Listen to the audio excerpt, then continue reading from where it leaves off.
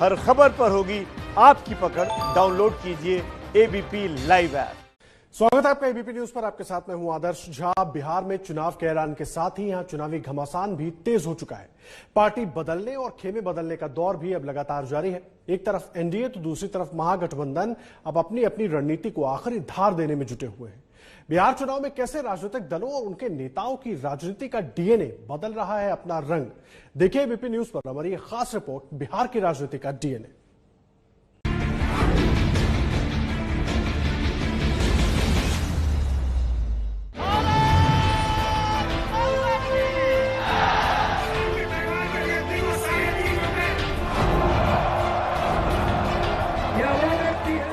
नवंबर के बाद नीतीश कुमार जी का पता नहीं चलेगा और यहाँ हमारे गठबंधन की सरकार बनेगी और एनडीए का सफाया निश्चित तौर पे होना तय है। पूरा विश्वास है कि बिहार की जनता एनडीए को बहुमत दिलाएगी, नीतीश कुमार जी फिर मुख्यमंत्री बनेंगे। हम लोग कोई परिवारवाद वाले नहीं हैं। हमारे लिए पूरे बिहार के लोग मेरे परिवार के अंग हैं, मेरे परिवार के सदस्य हैं। और कुछ लोगों को सीमित है परिवार, बेटा बेटी यही परिवार है, इसके अलावा और कोई नहीं है। पार्टी के अंदर भी जो लोग होते हैं उनकी भी कोई इज्जत नहीं मिलती है। मैदान जंग में सेनाएं सज चुकी हैं,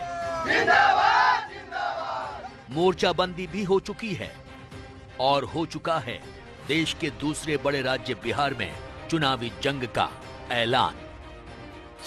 उनके चेहरे का कमाल खत्म हो चुका है, विलुप्त हो चुका है और अब केवल बैसाखी के सहारे वो अपनी राजनीति को और अपनी सत्ता को, भूख को मिटाना चाहते, लेकिन गरीब के भूख को, बेरोजगार को, नौजवान को रोजगार नहीं देना चाहते। पलायन बढ़ गया इतना ज्यादा, तो इसलिए हम लोग पूरी तरीके से तैयार हैं।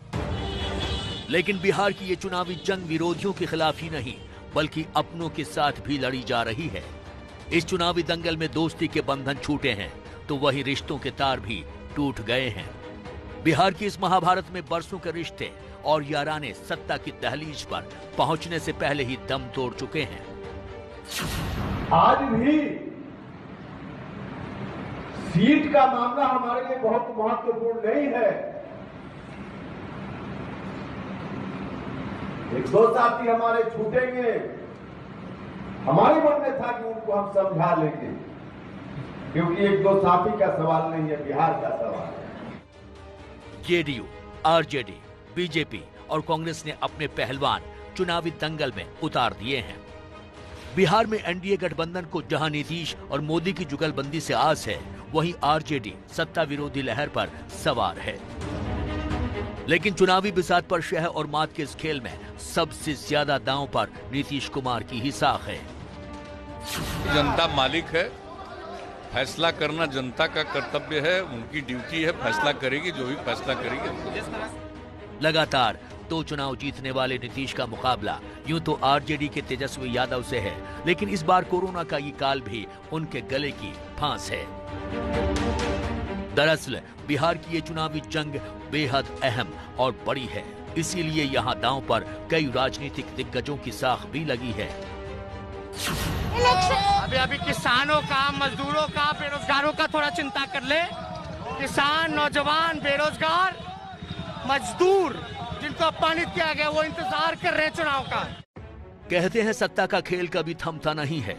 क्रूर कोरोना के इस काल में बिहार में 28 अक्टूबर से 7 नवंबर तक 3 चरणों में मतदान होगा।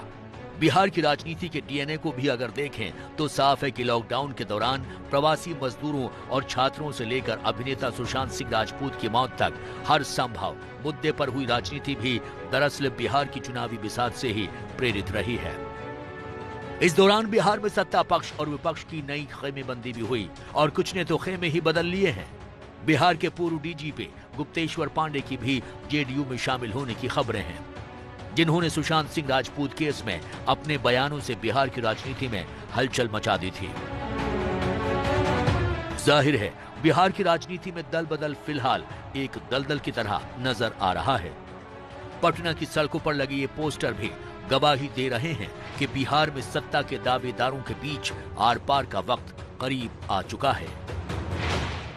बिहार की जनता ने मूड बना लिया और जो इन्होंने जनादेश का अपमानित करने का काम किया था, जो महागठबंधन को इन्होंने ठगने का काम किया, वोट लेकर के राज कर रहे हैं, जिनको जनता ने रोक दिया था, जिसके खिलाफ जनादेश मिला था, उसको जो इन्होंने सत्ता में लाने का काम किया, वो जनादेश का अपमान का बदला बिहार की जनता लेने वाली है। 4 साल में जो 4 सरकार जो बनाया गया, उसका बदला बिहार की जनता जो है लेगी।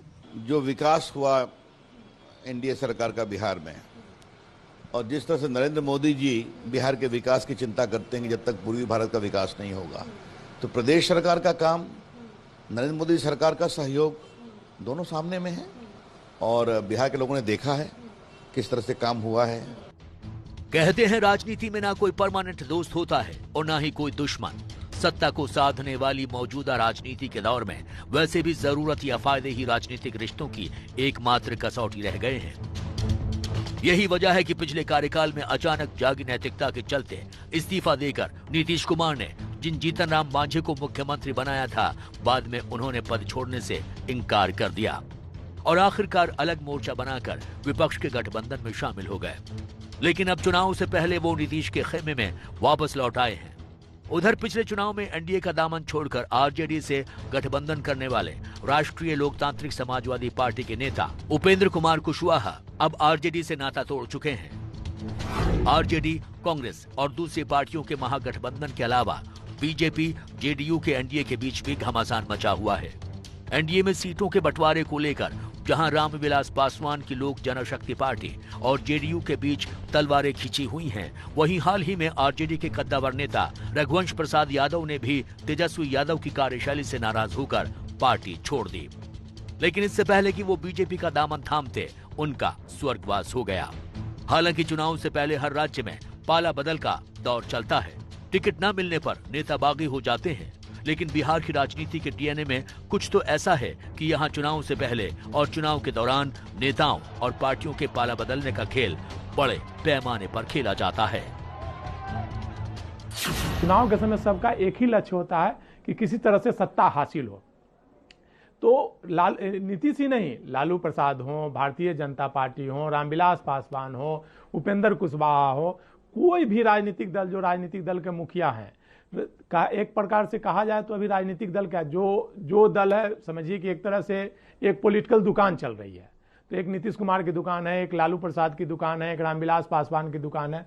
तो सब लोग सत्ता में भागीदारी के लिए पाला बदलते हैं। डीएनए और नैतिकता की जहां तक बात करेंगे तो कोई भी नेता इसमें अपने कहे हुए बात पर वो अडिग नहीं होते। आप किसी भी दल की बात करें, न सिर्फ नीतीश कुमार की बात नहीं, किसी भी नेता की बात करेंगे तो वो आप देखेंगे किस तरह से उनका डीएनए और नैतिकता दिखाई पड़ेगा आपको चुनावी, और खास करके चुनाव के समय में तो आपको यह कहीं दिखाई ही नहीं पड़ेगा दूर दूर तक डीएनए और नैतिकता।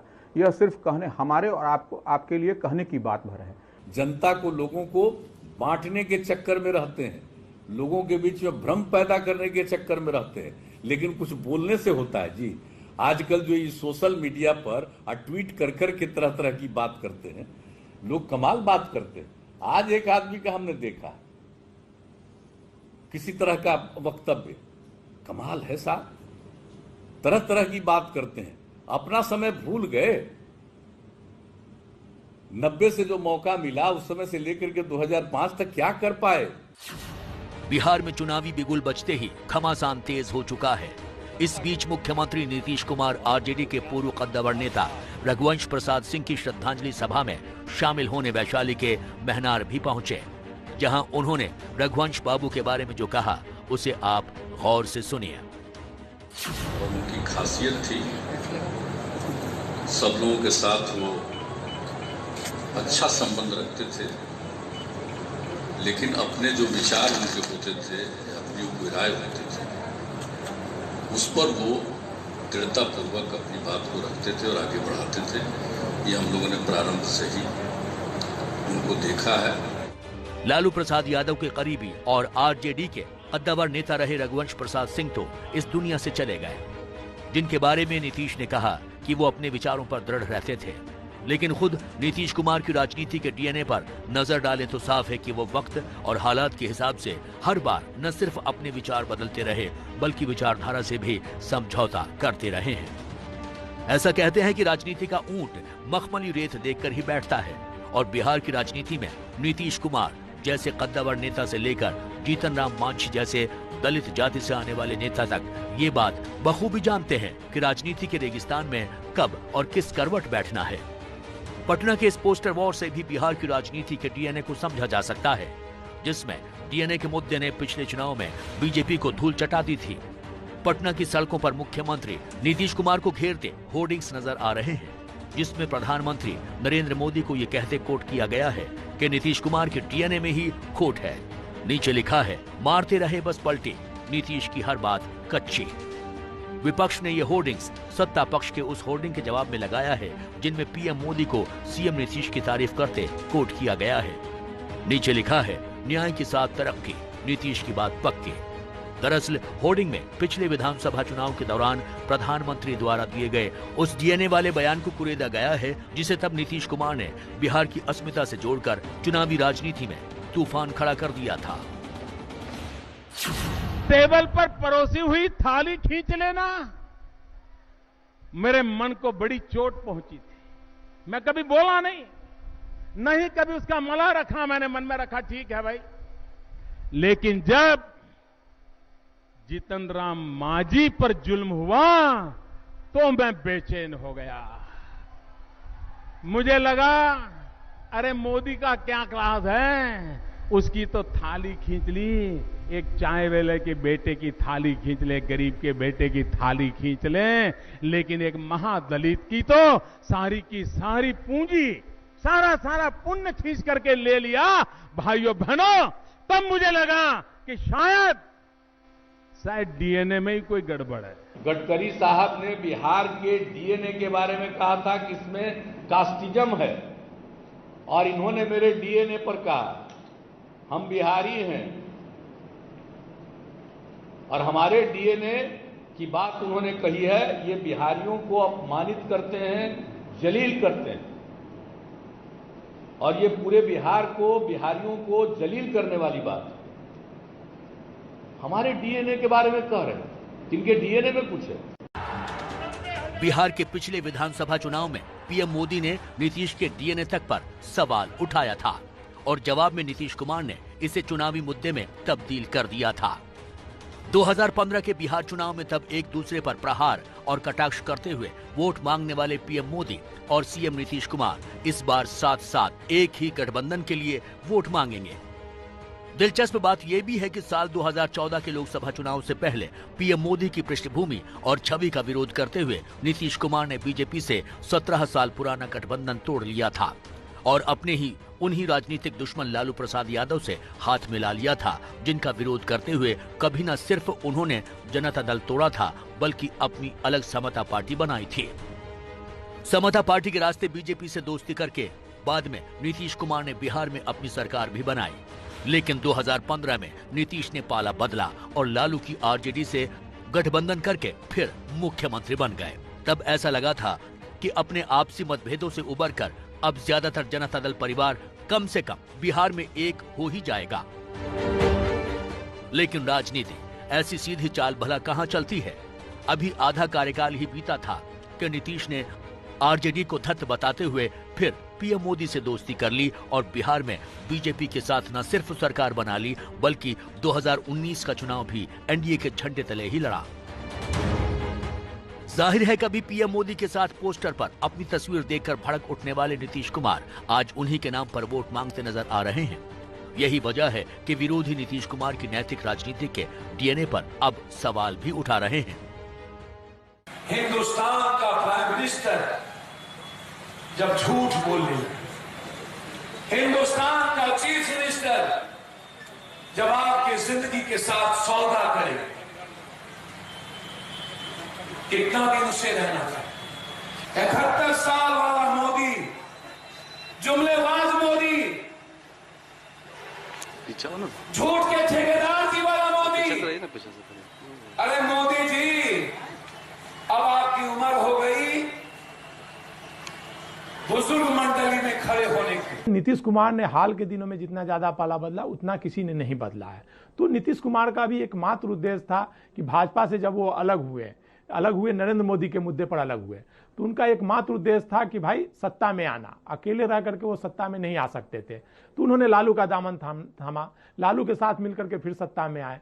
लालू के साथ आने के बाद फिर उनको लगा कि अब लालू के साथ आया, भाजपा की तरफ से उन्हें ऑफर आया सत्ता में आने का, लालू का साथ छोड़ने का, लालू प्रसाद यहाँ छापा पड़ा, तो इस आधार पर वो लालू से अलग होकर के फिर भाजपा के साथ आ गए हैं।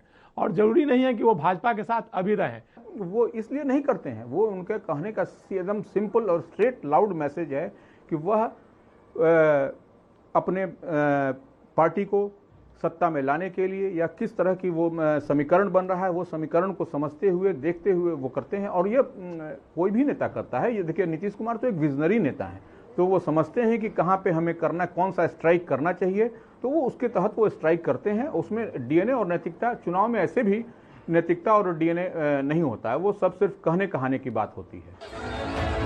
एक तरफ बिहार के दोनों मुख्य गठबंधनों एनडीए और महागठबंधन के अंदर नए समीकरण उभर रहे हैं, तो दूसरी ओर दोनों गठबंधनों के अंदर ही टकराव भी तेज हो रहा है। आरजेडी के बड़े नेता रघुवंश प्रसाद सिंह की कहानी भी बिहार की राजनीति के डीएनए की एक एक्सरे रिपोर्ट है। दिल्ली के एम्स में जीवन की जंग लड़ रहे रघुवंश बाबू ने सादा कागज पर आरजेडी से इस्तीफा लालू को भेज दिया था। रघुवंश जहां ताकतवर राजपूत समुदाय से आते थे, वहीं श्याम रजक दलित समुदाय से आते हैं, जिन्होंने 10 साल बाद आरजेडी कैंप में वापसी की है।